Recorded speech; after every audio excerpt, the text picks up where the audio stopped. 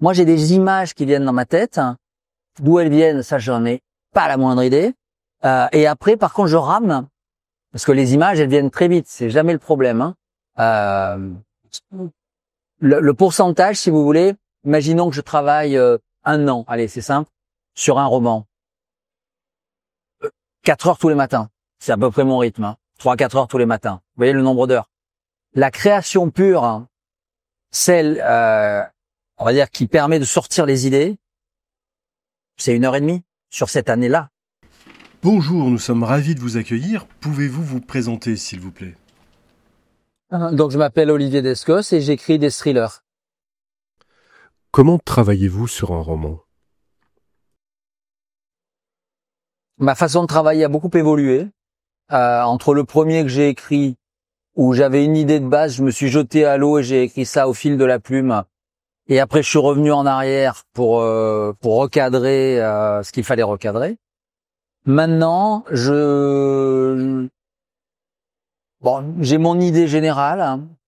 Je détermine les thèmes des grandes parties. Donc, je travaille par masse, en quelque sorte. Et aussi les personnages. Voilà, quels vont être, pour faire court, les gentils et les méchants.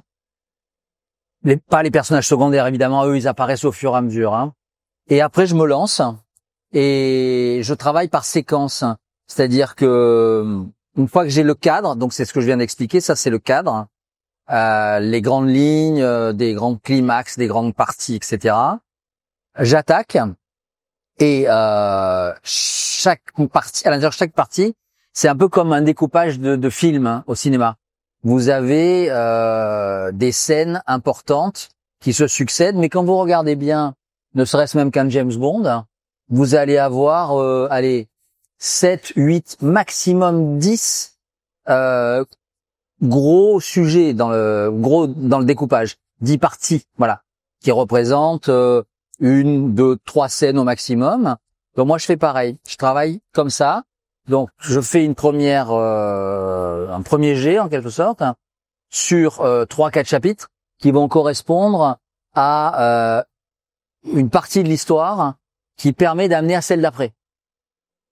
Après, je les relis à mort et je les retravaille à mort parce que moi, j'aime pas, je suis un obsessionnel, laisser les choses un peu en friche. Il y a des auteurs, ils écrivent tout d'un coup et après ils reviennent en arrière, ils corrigent, ils réécrivent, etc. Moi, je réécris au fur et à mesure. En d'autres termes, là, ça fait 1 semaine que je suis sur un chapitre qui fait quand même 7 ou 8 pages. Et ce chapitre-là, je l'ai repris, honnêtement, 50 ou 100 fois peut-être. Parfois, là, ça y est, j'ai fini. Mais la dernière relecture, c'était hier matin, avant de passer au chapitre d'après. Ou plus que ça d'ailleurs, parce que là, je suis sur un livre où j'ai 3 personnages principaux, en plus des méchants, qui font une enquête ensemble. Et je suis sur la présentation des personnages. Donc, et les comment dirais-je, les séquences, voilà, qui les concernent, font 3 chapitres à peu près, voilà. Et le dernier chapitre de la 3e séquence, donc du 3e personnage, je l'ai repris 100 fois à peu près. Et la dernière fois, j'ai juste changé un mot. Mais je sentais, là c'est très intuitif, que il y avait encore un truc que je devais faire, quoi. Le thriller est-il un genre très codifié? Entre l'écriture d'un roman et l'écriture d'un scénario? Ah oui, c'est très codifié. C'est très codifié, mais je pense que ce qui est important, c'est de les faire évoluer et de trouver à l'intérieur de ce cadre sa propre liberté. Alors moi, c'est ce que j'ai l'habitude de dire. Je suis effectivement dans un cadre, mais dans le cadre, je fais ce que je veux, quoi. Les tropes sont-ils un outil utile ou quelque chose à éviter? C'est compliqué parce que il y a énormément de genres, de sous-genres dans le thriller. Donc il y a des thrillers qui sont plus ou moins horrifiques, d'autres qui sont plus psychologiques, d'autres qui sont plus d'aventure, d'autres qui sont plus policiers.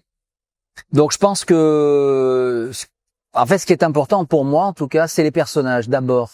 Au-delà même de l'histoire, c'est les personnages. Il faut que les gens puissent entrer en empathie avec les personnages, sinon ça fonctionne pas. Quelle que soit l'histoire que vous racontez, il y a des histoires extrêmement alambiquées, compliquées, intéressantes, mais où les personnages sont pas assez fouillés et vous passez à côté. Alors que vous avez des histoires beaucoup plus simples, mais je veux dire au niveau de la résolution, de l'intrigue, des rebondissements, du suspense même. Hein. Mais si le personnage ou les personnages sont vraiment forts, ça marche. C'est ça à la base. Pour moi, c'est ça. Hein. Quel serait votre conseil à un auteur débutant? Honnêtement, je pourrais pas en donner là. Franchement, c'est pas possible parce que je pense que c'est très personnel. Moi, j'ai rien appris. J'ai fait ça. Alors oui, peut-être un conseil, lire d'autres auteurs hein, et faire sa sauce avec ça. Moi, par exemple, celui qui m'a donné envie d'écrire et qui m'a beaucoup influencé, après c'est devenu un copain, c'est Jean-Christophe Granger. Et j'écrivais pas, j'avais pas du tout prévu d'écrire des thrillers. C'était même pas un genre que je lisais vraiment. Moi, je lisais beaucoup d'essais philosophiques et de psychanalyse. Ça n'a rien à voir, même si ça m'aide pas mal sur la psychologie des personnages. Et puis un copain m'avait offert, ça devait être en l'an 2000, hein, son deuxième bouquin, je crois, Le Concile de Pierre. Je connaissais pas. Moi, à l'époque, j'habitais pas en France, donc je venais de rentrer en France. Et il m'a offert ça pour Noël. J'ai lu ça et ça a été une révélation. Voilà. Et à partir de là, je me suis dit, ça, c'est ce que j'ai envie de faire. Vraiment, j'ai envie d'écrire des trucs comme ça. Bon, j'avais déjà écrit plein de choses, évidemment, mais j'ai envie d'écrire des trucs comme ça. Et donc, j'ai lu, évidemment, toute son œuvre. Et puis, j'ai commencé à lire les autres. J'aime pas tout, honnêtement. C'est pas une question de combien de livres sont vendus, d'ailleurs. Hein. Pour moi, ça n'a aucun rapport hein, avec le fait que j'aime ou que j'aime pas. Et dans tout ce que j'ai lu et que je continue à lire, il y a des choses. Maintenant, ça fait 20 ans que j'écris, je suis en train de faire mon 18e roman, donc forcément j'ai de l'expérience et j'aborde pas les choses de la même façon, mais inconsciemment, je capte les choses, les tournures, les constructions qui me plaisent à moi.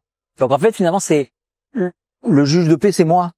Il n'y a pas d'autre, il y a ni maître ni esclave, il y a juste moi qui, consciemment ou inconsciemment, fait la somme des choses qui me plaisent. C'est pareil dans le cinéma. Hein. Moi, je travaille beaucoup avec l'audiovisuel. Il y a ce qu'on appelle des influences, mais elles sont diffuses. C'est pas du plagiat. C'est juste que vous avez c'est dans tous les domaines artistiques. Vous avez des choses qui surnagent et chacun va prendre une chose différente.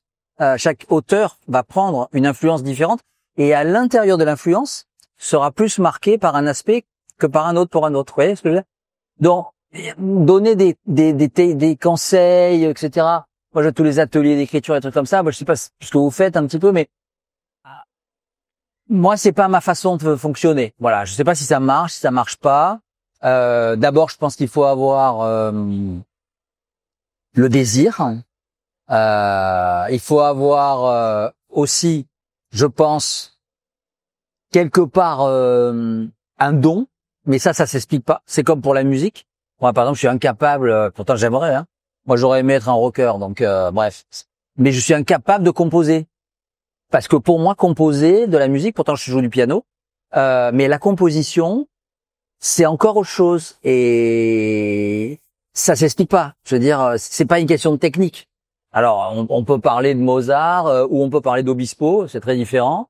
Mais ni l'un ni l'autre ne connaissaient réellement. C'est-à-dire que Mozart, il entendait les symphonies dans sa tête. Et il a appris après, parce qu'évidemment c'était un peu plus compliqué, à les retranscrire en termes de notes au niveau du solfège. Mais Obispo, il a jamais appris la musique.